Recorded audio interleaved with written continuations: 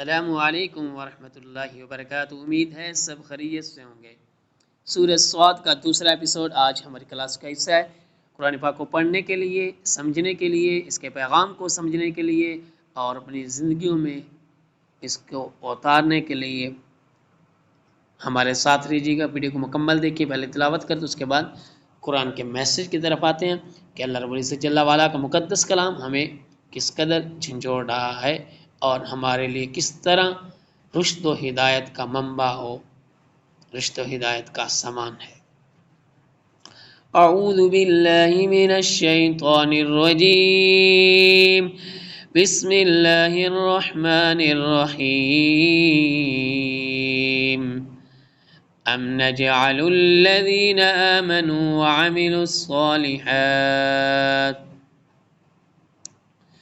وعملوا الصالحات كالمفسدين في الأرض ام نجعل المتقین كالفجار۔ دیکھیں یہاں پہ جیم ساکن ہے اور یہاں نیچے بھی جو بلو ہیں وہ بلو کلر کے ہیں، وہ سب قلقلہ ہو رہا ہے یہاں پہ، اور یہاں پہ موسٹلی دیکھا جا رہا ہے بلو ہیں تو ان کے اوپر قلقلہ ہوگا، اور گھنیر والے جو ہیں وہ موٹا پڑے جائیں گے، اور ریڈ والوں کے اوپر اخفا ہوتا ہے، اور اس والے جو مشدد ہیں وہاں پہ کیا ہوتا ہے خنہ اور ادغام ہوتا ہے۔ ان چیزوں کا آپ نے یہاں پہ فوکس کرنا ہے۔ یہاں پہ دیکھیں ام نجعل المتقین کالفجار، کتاب، یہاں پہ اظہار ہوگا، تنوین کے بعد حروف ہلکی میں سمزا رہا ہے، اظہار ہوگا۔ کتاب انزلناہ، یہاں پہ دیکھیں ریڈ والے کے اوپر اخفا ہوگا، اظہار اور پھر اخفا، کیونکہ یہاں پہ تنوین کے بعد حروف ہلکی میں سے آ رہا ہے حمزہ، اور یہاں نون ساکن کے بعد ادر لیٹر آ رہا ہے، حروف ہلکی میں سے نہیں ہے، لہذا اخفا ہوگا۔ کتاب انزلناہ الیک مبارک لیدبروا آیاتہ ولیتذکر اولو الالباب ووہبنا لداود سلیمان نعم العبد انہ اواب اذ عرض علیہ بالعشی الصافنات الجیاد۔ شین اور صاد میں فرق کریں گے۔ بالعشی الصافنات الجیاد فقال انی احببت حب الخیر عن ذکر ربی حتی توارت بالحجاب ردوها علی فطفق مسحا بالسوق والاعناق وَلَقَدْ فَتَنَّا سُلَيْمَانَ وَأَلْقَيْنَا عَلَى كُرْسِيِّهِ جَسَدًا ثُمَّ أَنَابَ قَالَ رَبِّ اغْفِرْ لِي وَهَبْ لِي مُلْكًا لَا، تنوین کے بعد حروف یرملون میں سے لام ہے، اس لیے ادغام یرملون ہوگا۔ ملک لا ينبغی، یہاں پہ اقلاب ہو رہا ہے، نون ساکن کے بعد با رہا ہے۔ لا ينبغی لأحد من بعدی انک انت الوہاب، موٹے والی ہا ہے، بھاری پڑا جاتا ہے اس کا آواز۔ فسخرنا له الریح تجری بامرہ رخاء حیث اصاب، یہاں پہ دیکھیں مد کریں گے اور آگے اظہار ہو رہا ہے، تنوین کے بعد حروف ہلکی میں سے ہا ہے۔ رخاء حیث اصاب والشیاطین کل بناء وغواص، ادغام یرملون ہوگا۔ بناء، تنوین کے بعد واو آ رہا ہے، یہاں پہ ادغام اور غنہ، اور یہاں پہ ادغام یرملون ہے۔ کل بناء وغواص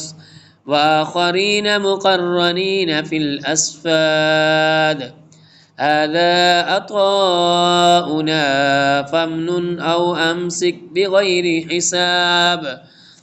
وَإِنَّ لَهُ عِندَنَا لَزُلْفَىٰ وَحُسْنَ مَآبٍ وَاذْكُرْ عَبْدَنَا أَيُّوبَ إذ نادى ربه أني مسني الشيطان بنصب وعذاب ارکر ارکد برجلک یہاں پہ دیکھیں ضاد ہے کلکلا نہیں کریں گے بلکہ ارکد برجلک ضاد موٹے رو میں سے ارکد برجلک هذا مغتسل بارد وشراب تنوین کے بعد با آ رہا ہے اقلاب ہوگا هذا مغتسل بارد وشراب ووهبنا له أهله ومثلهم معهم رحمة منا وذكرى لأولي الألباب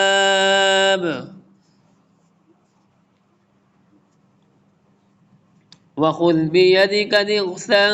فاضرب به ضغثا دونوں موٹے رو میں سے ضاد اور غین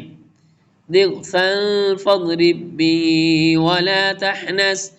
إنا وجدناه صابرا نعم العبد إنه أواب واذكر عبادنا إبراهيم وإسحاق ويعقوب أولي الأيدي والأبصار إنا أخلصناهم بخالصة ذكر الدار وإنهم عندنا لمن المصطفين الأخيار واذكر إسماعيل واليسع وذا الكفل وكل من الأخيار هذا ذكر وإن للمتقين لحسن مآب جنات عدن مفتحة لهم الأبواب نیم عدنم تنوین کے بعد اور یرملون میں سے میم ہے ادغام یرملون ہوگا جنات عدن مفتحة لهم الأبواب متكئين فيها يدعون فيها بفاكهة كثيرة وشراب وعندهم قاصرات الطرف أتراب اور پھر تا قاصرات الطرف أتراب هذا ما توعدون ليوم الحساب إن هذا لرزقنا ما له من نفاد هذا وإن للطاغين لشر مآب جهنم يصلونها فبئس المهاد هذا فليذوقوه حميم وغساق وآخر من شكله أزواج هذا فوج مقتحم معكم لا مرحبا بهم اقلاب ہوگا تنوین کے بعد 12 لا مرحبا بهم إنهم صالوا النار قالوا بل أنتم لا مرحبا بكم أنتم قدمتموه لنا فبئس القرار قالوا ربنا من قدم لنا هذا فزده عذابا ضعفا في النار وقالوا ما لنا لا نرى رجالا كنا نعدهم من الأشرار آئیے قرآن کے پیغام کی طرف اس سے پہلے والی آیات میں حضرت داؤد علیہ السلام کا ذکر ہے یہاں بھی ہے اور پھر ان کے بیٹے حضرت سلیمان علیہ السلام کا ذکر خیر ہے اللہ تعالیٰ نے ان کو جو کمالات 2 معجزات عطا کیے ان کا ذکر ہے اور اس کے بعد حضرت ایوب علیہ السلام اور دیگر انبیاء کرام علیہ السلام کا بھی تھوڑا تھوڑا یہاں پہ ذکر کیا گیا ہے سب سے پہلی والی آیات میں بتایا گیا ام نجعل الذین آمنوا وعملوا الصالحات، یا ہم بنا دیں گے ایمان والوں کو اور نیک عمل کرنے والوں کو مفسدین کی طرح، زمین میں فساد کرنے والوں کی طرح، یا متقین کو فجار کی طرح؟ فرمایا نہیں، ایسا نہیں ہوگا۔ کفار مکہ کہنے لگے کہ جو ایمان والوں کو نعمتیں ملیں گی وہ ہمیں بھی ملیں گی، تو اللہ تعالیٰ نے ان کا رد کر دیا، نہیں، جنت ایمان والوں کے لیے، نیک کام کرنے والوں کے لیے ہے۔ اور دوسرے مقام پر فرمایا گیا ان الابرار لفی نعیم وان الفجار لفی جحیم، فجار جہنم میں جائیں گے، جحیم میں جائیں گے، جلتے ہوئے تیز عذاب میں جائیں گے، اور ابرار نیک لوگ جنتوں میں جائیں گے۔ قرآن مجید میں ذکر ہے، اللہ تعالیٰ جل وعلا فرماتا ہے کہ ہم نے عطا کیا داؤد علیہ السلام کو سلیمان، یعنی ان کا بیٹا عطا کیا، ان کو بیٹا کی نعمت سے نوازا، کیا ہی اچھا ہے وہ بندہ، اور کیا ہی بے شک وہ اپنے رب کی بارگاہ میں جھکنے والا ہے۔ اواب اذ ارد علی بالعشی الصافنات الجیاد، یہاں پہ حضرت سلیمان علیہ السلام کے ان کو گھوڑوں کا ذکر ہے جو آپ کو جہاد کے لیے بہت ہی پسند تھے، جو اس قدر خوبصورت انداز میں کھڑے ہوئے، 3 پاؤں زمین پر، 1/4 پاؤں اس کو اٹھایا ہوا، صرف اس کے ایک نوک جو تھی، سم کی ایک نوک لگی ہوئی تھی زمین پر، باقی سب کو حصے کو انہوں نے اٹھایا ہوا تھا، اس خاص انداز میں کھڑے تھے، تو آپ کو ان کے اوپر پیار آ گیا تو پیش کیے گئے۔ اور اس لیے مفسرین نے اس کے اوپر لکھا کہ اللہ کی راہ میں جہاد کرنے کے ان کے معاون تھے، دنیاوی محبت نہیں تھی، جیسے قرآن مجید میں کہا گیا۔ اور قسم ہے ان گھوڑوں کی، قسم، والعادیات ضبحا فالموریات قدحا فالمغیرات صبحا، گھوڑوں کے سم جب پاؤں نیچے لگتے ہیں پہاڑوں کے اوپر، پتھروں کے اوپر سے جو چنگاریاں نکلتی، ان کی قسم کھائی گئی۔ تو یہاں بھی ان گھوڑوں کے حوالے سے ہے، فرمایا کہ فقال انی احببت حب الخیر عن ذکر ربی حتی توارت بالحجاب، پھر ان کو لایا گیا، آپ نے ان کی گردن اور پنڈلیوں پر ہاتھ پھیرا۔ یہاں حضرت سلیمان علیہ السلام اللہ کی بارگاہ میں مغفرت کی دعا کر رہے ہیں۔ اللہ کے نبی سے خلاف اولا ہونا بھی وہ اپنے لیے معافی کا باعث سمجھتے ہیں، اس سے بھی معافی مانگنی چاہیے، اس لیے رب کی بارگاہ میں۔ اور انبیاء کرام علیہ السلام معصوم ہیں، فرشتے معصوم ہیں،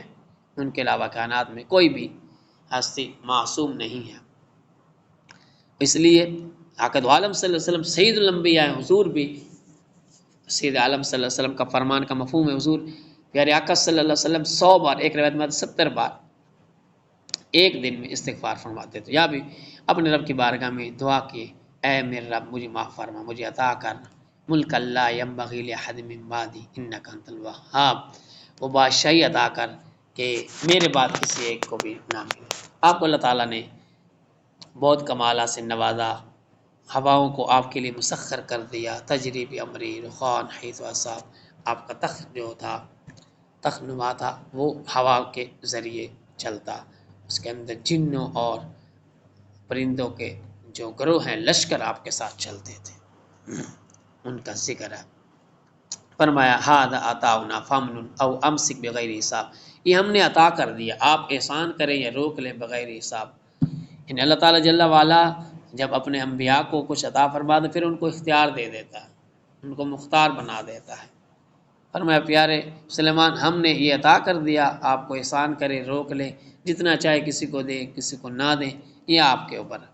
وَإِنَّ لَهُ عِندَنَا لَزُلْفَىٰ وَحُسْنَ مَآبٍ، اور یہاں اس کے بعد والی آیات میں حضرت ایوب علیہ السلام کا ذکر ہے۔ فرمایا کہ آپ یاد کیجیے، عقد عالم صلی اللہ علیہ وسلم کو فرمایا جا رہا ہے کہ ہمارے پیارے ایوب کو بھی یاد کیجیے کہ ان کے صبر۔ حضرت ابو ہریرہ رضی اللہ تعالیٰ عنہ فرماتے ہیں کل بروز قیامت صابرین اکٹھے ہوں گے تو سب صابروں کے شہنشاہ جو سردار ہوں گے وہ حضرت ایوب علیہ السلام، حضرت ایوب علیہ السلام ہے، ان کا ذکر خیر۔ اور فرمایا کہ حضرت ایوب علیہ السلام کے جو مال تھا، آپ کے اولاد تھے اور کافی چیزیں، وہ ایک دم ایک آزمائش کے لیے تھا، پھر اللہ تعالیٰ جل وعلا نے جو ختم ہوا تھا سب کو زندہ کر دیا اور اس سے بھی دگنا کر دیا۔ صبر کی مثالیں یہاں پہ انبیاء کرام علیہ السلام کے مختلف، یعنی ہر ایک کے احوال مختلف ہیں۔ کسی کو اللہ نے بادشاہت عطا کر دی، اور پھر انبیاء کرام علیہ السلام کے بارے میں آتا ہے، سید عالم صلی اللہ علیہ وسلم سے صحابہ نے عرض کیا یا رسول اللہ صلی اللہ علیہ وسلم سب سے زیادہ آزمائش کس پر آتی؟ حضور نے فرمایا سب سے زیادہ انبیاء کرام علیہ السلام پر، اور پھر اس کے بعد جتنا بھی کس کو رب کا قرب حاصل ہوتا ہے، جس کو رب کی ذکر کی فکر کی فکر نہیں ہے تو یقیناً وہ رب سے دور ہے۔ اس لیے رب کی یاد میں رہنا چاہیے، اپنے دل میں رب کی یاد کو بسائیں، قرآن کے ذریعے، نماز کے ذریعے، اس کے ذکر کے ذریعے۔ یقیناً اللہ جل وعلا کی محبت ایسی ہے۔ اللہ اکبر۔ ایک آدمی تھا بنی اسرائیل میں، اس نے عرض کیا اپنے پیغمبر سے، اے اللہ کے پیغمبر، غالباً حضرت داؤد یا سلیمان علیہ السلام کا ذکر ہے، تو عرض کیا کہ مالک، اے اللہ کے نبی دعا کریں مجھے اللہ کی محبت کی ایک ذرہ مل جائے۔ آپ نے فرمایا برداشت نہیں کہا، فرمایا کہ ذرے کی مثل ہی مل جائے۔ تو جب ذرے کی مثل دی گئی تو دیکھا تو وہ کیا ہے، وہ سب کو چھیڑ چھاڑ کر پہاڑوں میں جا بسا ہے، اور اس سے ایک ذرے کی، ایک جو ذرے سے بھی ذرے کی جو مثل ہے وہ نہ سنبھالے گئے۔ تو محبت الہی اس قدر ہے کہ دنیا میں بندہ سب کچھ بھول جاتا ہے۔ واقعہ بڑی ڈیٹیل سے ہے کہ جب آپ ملنے گئے، اللہ کے نبی ان سے ملنے گئے، پتہ کیا کہ وہ کدھر ہے، پتہ چلا کہ وہاں تو اس کے تو احوال ایسے ہو چکے ہیں کہ رب کے علاوہ وہ کسی کو جانتا ہی نہیں ہے۔ اللہ اکبر۔ اس لیے فرمایا ہم نے عطا کیا، وَوَهَبْنَا لَهُ أَهْلَهُ مِثْلَهُمْ مَعَهُمْ رَحْمَةً مِنَّا وَذِكْرَىٰ لِأُولِي الْأَلْبَابِ، اور ہم نے عطا کیا اسے اس کے گھر والے اور اس کی مثل اور جو ان کے ساتھ سے اپنی طرف سے رحمت، اور یہ نصیحت ہے اولو الالباب، عقل والوں کے لیے، کہ رب کی راہ میں جو بھی اپنی زندگی کو گزارتا ہے، پھر جو اس کا مال آزمائش کے طور پر ہوتا ہے وہ سب زندہ کر دیا جاتا ہے۔ اس لیے رب کی رضا پر راضی رہنا چاہیے۔ پھر اللہ تعالیٰ کیسے اسباب پیدا کرتا ہے، یہ مال کے کچھ جل والا، وہ قادر مطلق ہے، وہ آزماتا ہے، وہ دے کر بھی آزماتا ہے، وہ لے کر بھی آزماتا ہے، تو رب کی رضا پر راضی رہنا چاہیے۔ اس دیگر انبیاء کرام علیہ السلام کا ذکر ہے، فرمایا کہ یاد کیجیے ہمارے بندے ابراہیم علیہ السلام کو، حضرت اسحاق کو، حضرت یعقوب کو، اولو الایدی والابصار۔ فرمایا کہ انا اخلصناہم بخالصۃ ذکر الدار، فرمایا کہ وہ بے شک ہم نے مخلص کر دیا، بخالصۃ خالص ہیں، اور انبیاء کرام علیہ السلام کو کہا وَكُلٌّ مِّنَ الْأَخْيَارِ، ہر ایک کیا اخیار ہیں۔ امام راضی علیہ رحمہ فرماتے ہیں کہ اس سے مراد یہ ہے کہ انبیاء کرام علیہ السلام گناہوں سے معصوم ہیں، وہ اللہ کے چنے ہوئے ہیں، اللہ نے انہیں اختیار عطا فرمایا۔ ان ساری چیزوں کا یہاں ذکر ہے، اور آگے نیک لوگوں کے لیے جنات یعنی باغات ہوں گے، اور جو بدکار ہوں ان کے لیے جہنم ہے۔ اس لیے اس زندگی کو اپنے رب کی امانت دی ہوئی امانت کو اس کی یاد میں، اس کی عبادت میں گزارے۔ اللہ ہم سب کو قرآن کے نور سے ہمارے دلوں کو، قلوب و اذہان کو منور فرمائے، رشد و ہدایت عطا فرمائے۔ والسلام ورحمۃ اللہ وبرکاتہ۔